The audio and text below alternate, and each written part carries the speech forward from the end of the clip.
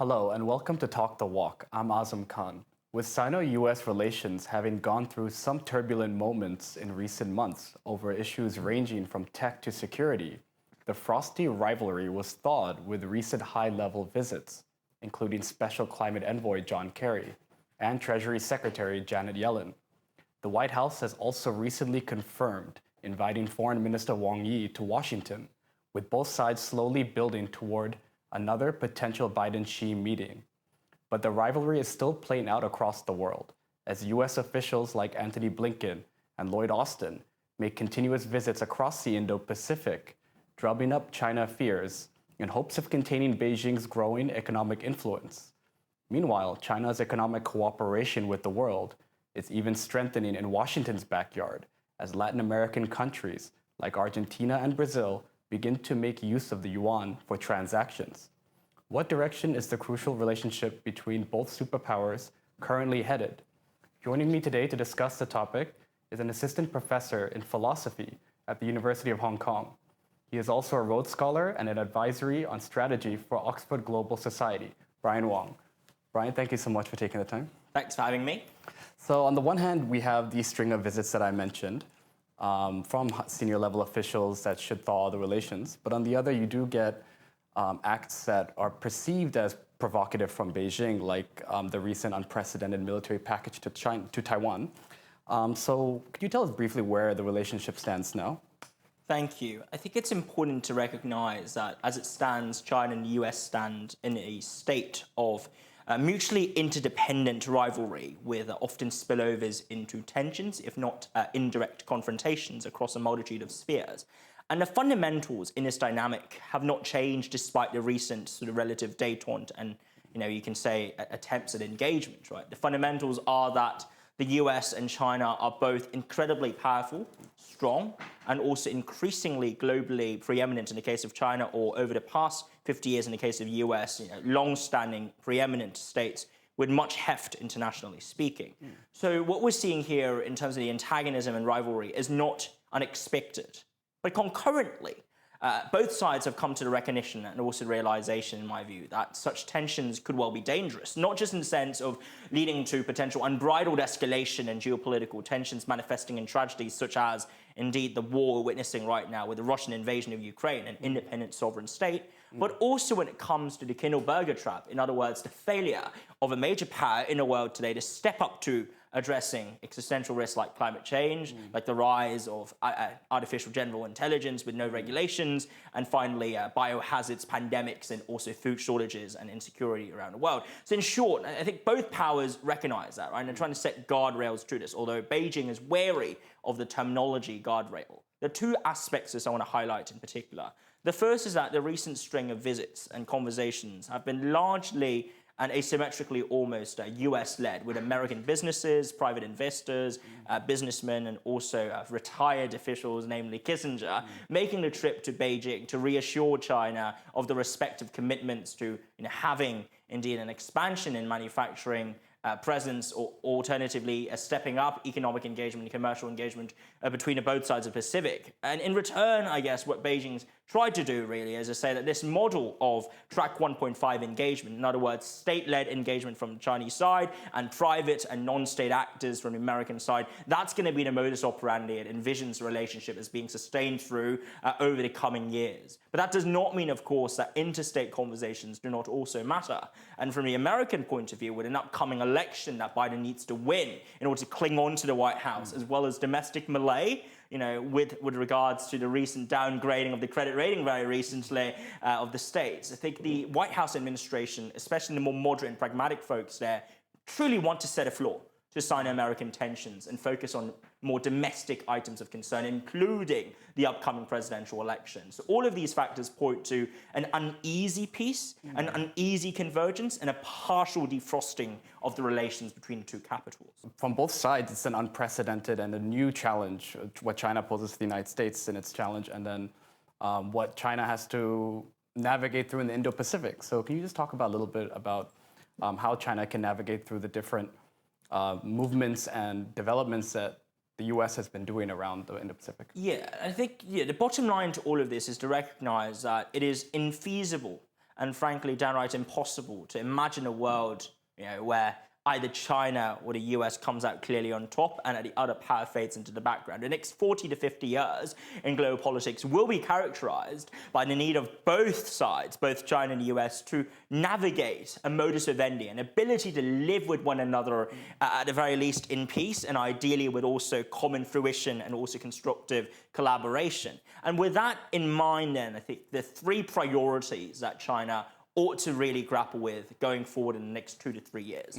The first is domestic economic rejuvenation and renewal. If you look at the current stats concerning unemployment, economic growth, the private sector, especially in terms of the real estate, but also tech, there are signs that Beijing is loosening some of the more restrictive measures that it's adopted over the past few years to curb, what it sees as over-leveraging and unsustainable growth and expansion of these sectors. But at the end of the day, what's really needed here is a boost to domestic productivity, a revival of consumer confidence, and also a demonstrable, indication to foreign direct investors that China is open up for business again. I think these are all necessary prerequisites for China in order for it to stabilize, right? Its rather volatile and uncertain economy as it stands. So I think the first priority, as highlighted by Ryan Hass in his writings on American renewal and emphasizing that the best means for Washington to win is not through beating China, but to demonstrate the American model can shine again, I would say the same symmetrically applies to China. Right. The best means for China to carry the torch forward and to rise peacefully is to showcase the fact that its model can,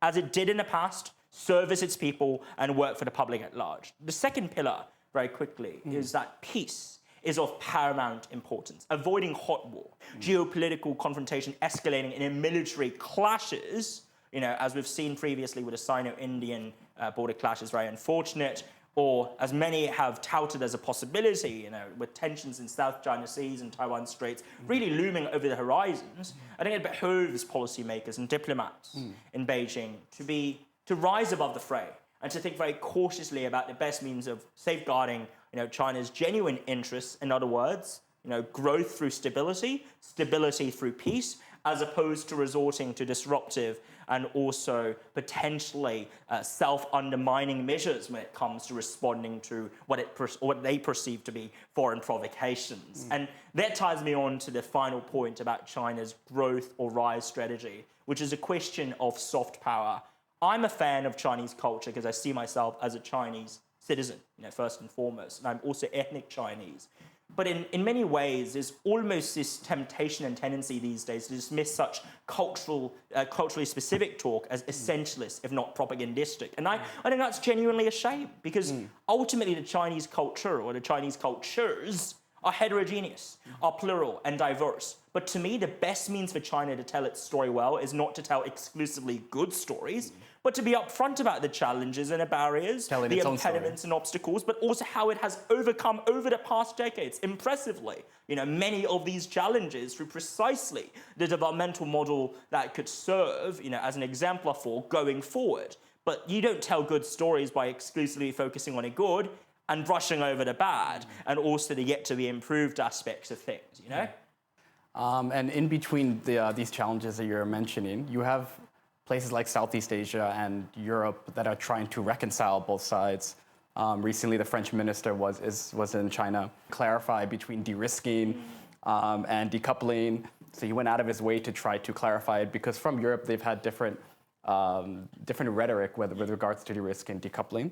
So could you talk about where Europe stands in this and how their unified voice will come out of this? The first thing to recognize here is that Europe is not, a homogeneous entity. It is not a monolith, so to speak, right? You've got the Mediterranean Europe itself being divisible into Spain and Portugal and the Iberian Peninsula and Italy. They don't see eye to eye, even within that cluster, right? With Italy basically pulling out of Belt and Road by September this year, according to certain reports. And then you've got to juxtapose that against, in turn, the Nordic states, the Baltic states, and you've got Germany and France, smack in the middle. And of course, there's also Eastern Europe and Central European states, some of which have very difficult relations and also historically as well fraught relations with the communist bloc. Indeed, some of them were previously members of the communist bloc. So in other words, the first message I want to convey here is that Europe is very, very diverse, right? And it's an imperative to be cognizant, whether it be from the point of view of China, but also in general as geopolitical analysts,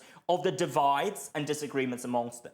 But a second point here is that what we're gradually seeing here is the morphing and emergence of a near consensus, okay, which is rare, but on the issue of China, we are seeing a near consensus amongst European states, which I guess you could say is almost like the greatest common denominator, okay, amongst all of them, that there's this recognition amongst them, at least from their point of view, that they can't be overtly dependent or excessively dependent upon any single power.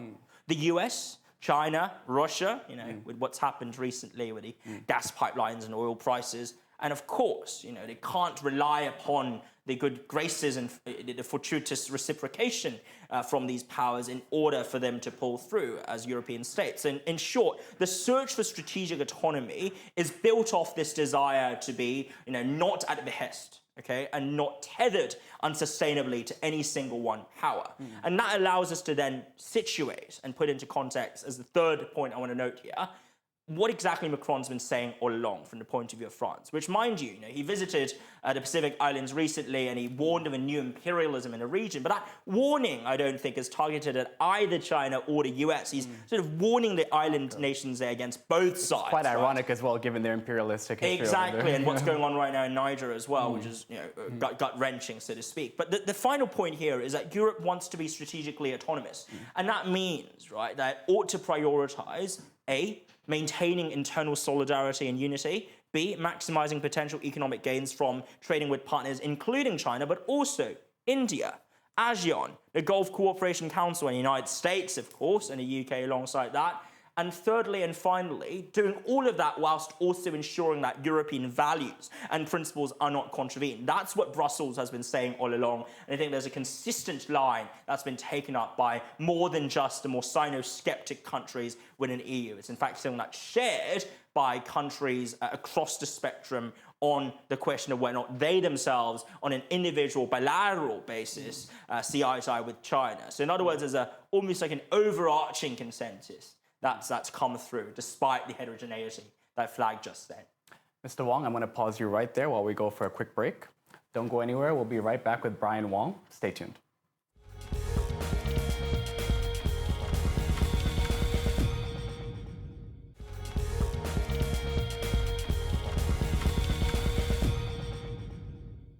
Welcome back to Talk the Walk. I'm speaking with HKU Assistant Professor in Philosophy, Brian Wong.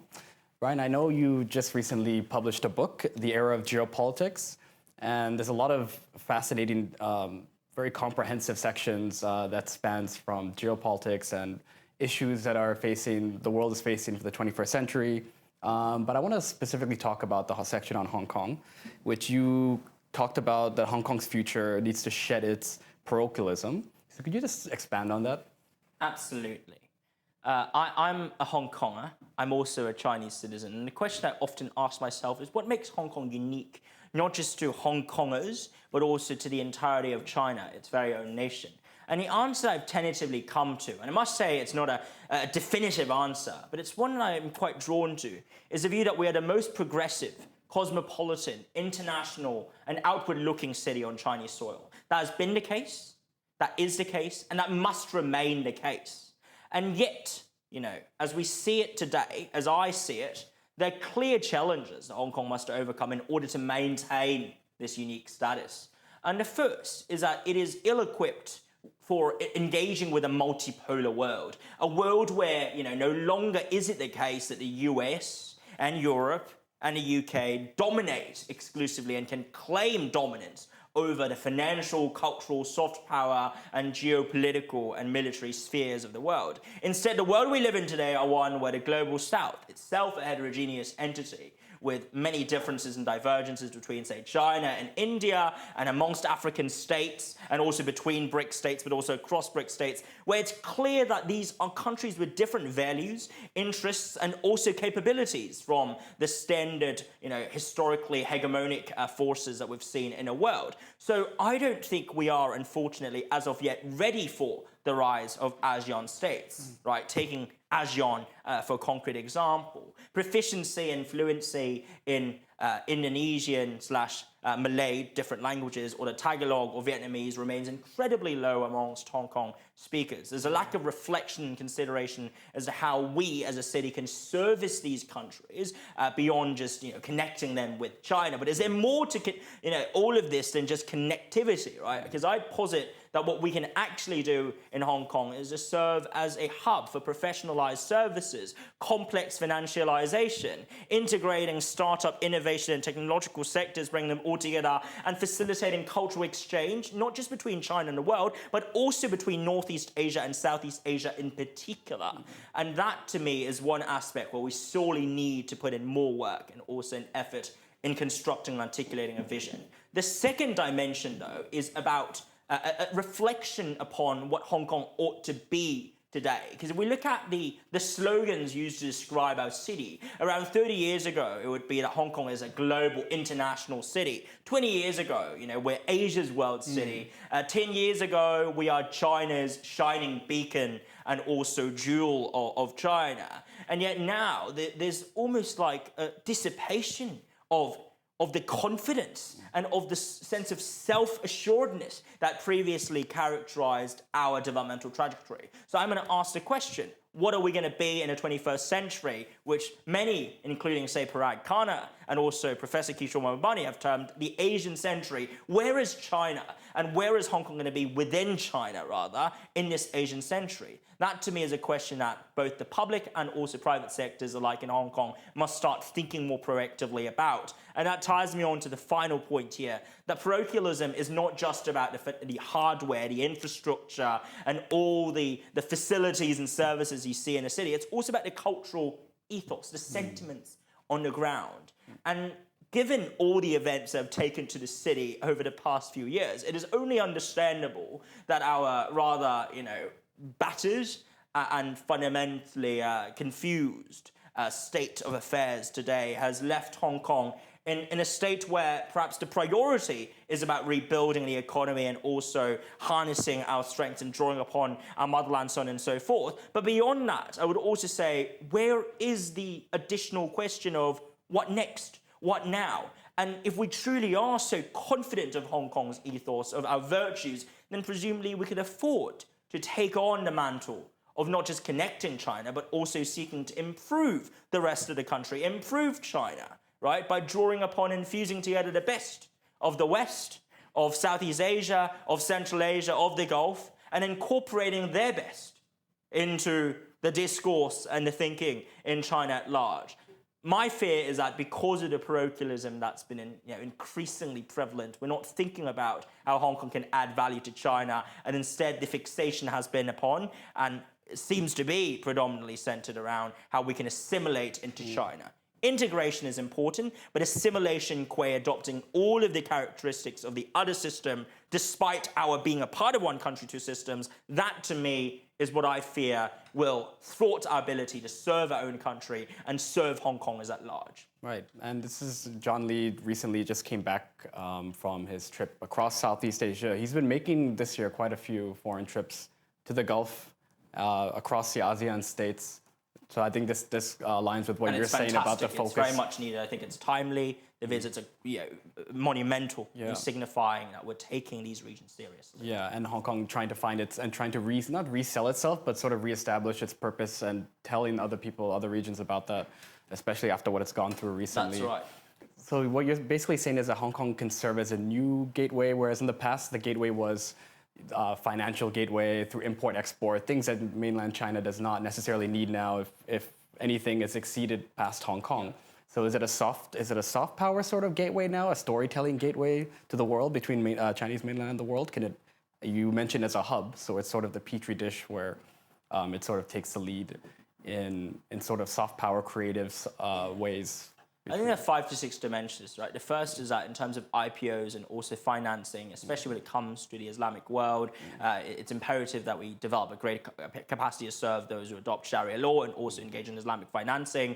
That includes not just the Gulf countries, but also leading countries in Southeast Asia. Secondly, trade is no longer just about physical infrastructure. It's also about digitalization, decentralization, adoption of blockchain technology and other forms of Web3 technologies. I'm glad that we're positioning ourselves as a Web3 hub and nexus. How can we draw upon that to improve trade and logistics between Northeast Asia and Southeast Asia? Northeast Asia including China, but also Japan and Korea, and Southeast Asia, essentially the 10 ASEAN economies, soon to be 11 maybe. Thirdly, soft power. Yes, it is possible that we can contribute towards China's soft power, but I would posit the best means of doing so is to try and find our own soft power, qua Hong Kong, right? Because that's our greatest value add. So if we look at Wong Kar-wai, Bruce Lee, Leslie Cheung, and even, the more recently, say Leung Chiu-wai, Tony Leung, these are all iconic figures and actors that embody important essences of Hong Kong's culture. And I suggest that we should embrace them, preserve them, and innovate with them. And that's the best means for us to lift China's soft power. Fourthly, drawing in talents and laborers, all sorts of talents from Southeast Asia and the Gulf. To me, Hong Kong could serve not just as a gateway for these folks in accessing China, but also as a home base for many of them who may not want to live in mainland China for a variety of reasons, and yet still want to be a part of China's rise and also economic ascent. Hong Kong is by far the most livable and accessible city and freely and robustly connected city that you can choose to settle in order to access China. And the final point to note here is, China is often misunderstood, and it's difficult for international commentators and viewers and scholars and analysts to access the country because of its unique and peculiar political idiosyncrasies. And yet, uniquely within the entire country, Hong Kong is by far the city where there is relative freedom of information, freedom of debate and discussion, right? So this is a comparative claim. And because of our comparative advantage, that also grants us the unique positioning to be a site where China watchers can debate, can reflect upon and think about what China is, whilst drawing upon the best of both worlds, the relatively unfettered access to information in a world outside the mainland, but also first-hand sources of information and accounts and insights from, on the ground in the country or the rest of the country. And that is where, through these 5 different pillars and also means of reform, I see a very bright future for Hong Kong, not just as a hub or as a bridge, but also as a source of change and genesis in the 21st century in Asia. Speaking of debate, you've been heavily involved in Oxford University in different capacities, and now you're at HKU. So can you just talk about the contrasting experience so far between both universities within its context and region? Well, I feel incredibly privileged to be a part of the University of Hong Kong. This is my home city, and HKU, a leading university in my home city. It's also a university that I had the pleasure of visiting and traversing when I was younger for debating competitions, for workshops, for seminars and lectures. It is an international, cosmopolitan and world-facing university that allows for the fusion of Eastern and Western thought and ideas. And to me, that sort of diversity, that sort of respect and tolerance for individuality is hard to find in Asia at large on campuses and across universities. Not to say that the rise of Asia does not mean that there'll be more in the future, but HKU is most certainly a pioneering and transformative university when viewed through that light. And I'm of course most appreciative as well of the days I spent in Oxford. They were my formative years. I spent 8 long years there, and they made me who I am. But I am who I am and what I am. And today, I am indeed most pleased and most privileged to be able to contribute towards not just this city or the country at large, but also this continent, Asia, in its continuous exploration of knowledge, of means to tackle huge structural challenges that exist across countries and within countries in Asia, but above all, in contributing towards the way we imagine knowledge and create knowledge, right? The true sort of decolonization and diversification of knowledge systems, it starts right here. It starts in conversations like these, and I'm so, so pleased and proud to be able to really, I guess, be part of the fight. So thank you. Brian Wong, that's all the time we have. Thank you so much for taking the time to speak with me. Thank you very much. That's all for this week. I'll see you same time next week. Goodbye.